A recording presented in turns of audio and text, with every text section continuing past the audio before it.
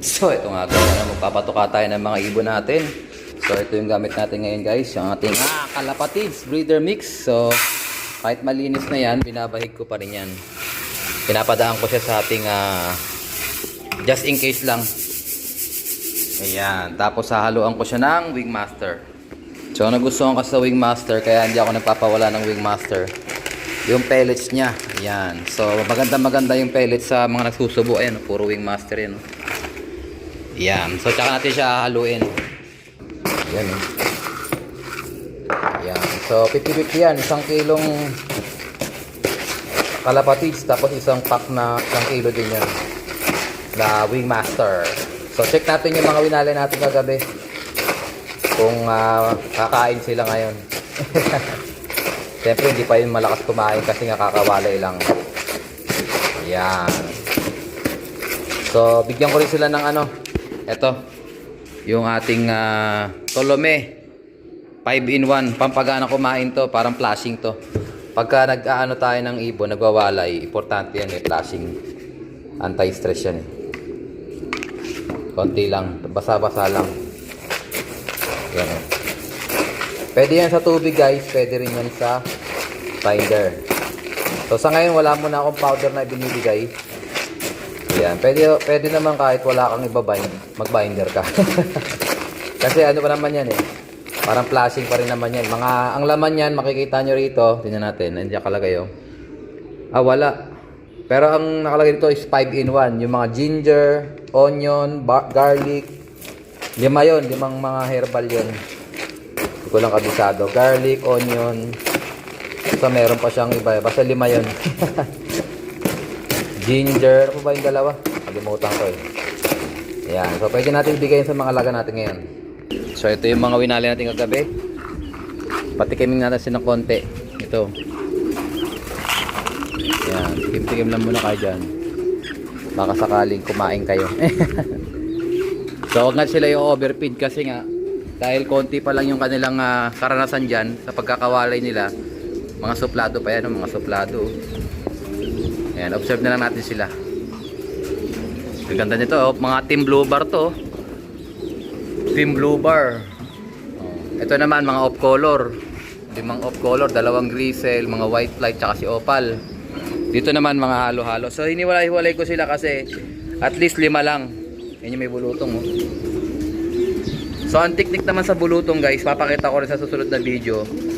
Hayaan ko lang muna sila ngayon, pero papakita ko sa inyo paano ko ginagawa yung pag may bulutong yung mga inakay. So hindi na tayo takot sa bulutong kasi alam na natin ang gagawin. So wala pa, mga suplado pa, mga takot pa sa akin yan. Update ko kayo sa sunod guys. Let's go! So ayun nga guys, na-check natin yung mga ibon natin. Ayan. So dito mga nilipat ko na sa kabila. Ayan, butas-butas na sila guys. Ayan, wala na silang inakay dyan kasi nawalay ko na kahapon. So biniyak ko na, nilipat ko na sa stock bird. Ito rin mga nandito. Ayan, makikita nyo, wala nang laman. So dito may mga laman pa, kaya nandyan pa sila. So pinapalaki ko na lang yung mga inakay dyan. Papapansin nyo dito sa kabila, 4 na yung butas Ayan. So ito, medyo maliit pa yung inakay nila, pero nilipat ko na doon. Kasi ang nangyayari dito kasi wala siyang bubong dito. Baka pag dumating yung biglang ulan, mababasa rin sila. Kaya sila na yung una kong alisin. So dito rin, wala na rin sila dito.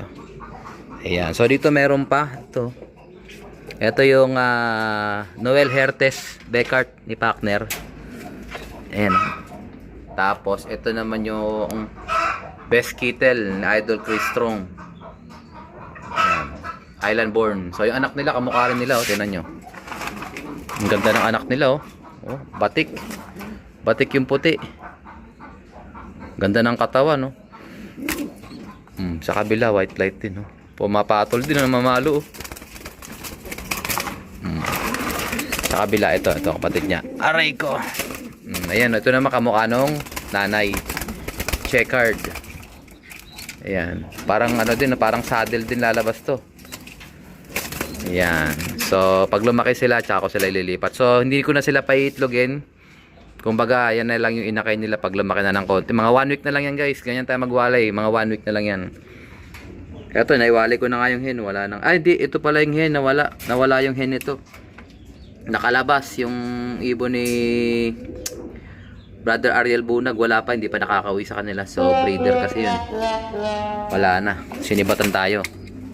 Yan. Anak nila yung kulay puti. Dito yan sa ating Johnson White, tsaka Joston. Pinayaya ko. Sakto na wala naman yung inahin. Yaya lang yan sila, pero wala. Hindi na natin nakunan ng lahi yung ibon ni Brad Ariel na hen. Pero yung anak niya na Tacloban finisher, ito nakabreed pa. Ayan o. Yan o. Ayan, may itlog sila. Ayan. So ito yung Tacloban na anak niya. Tacloban Daybird yan.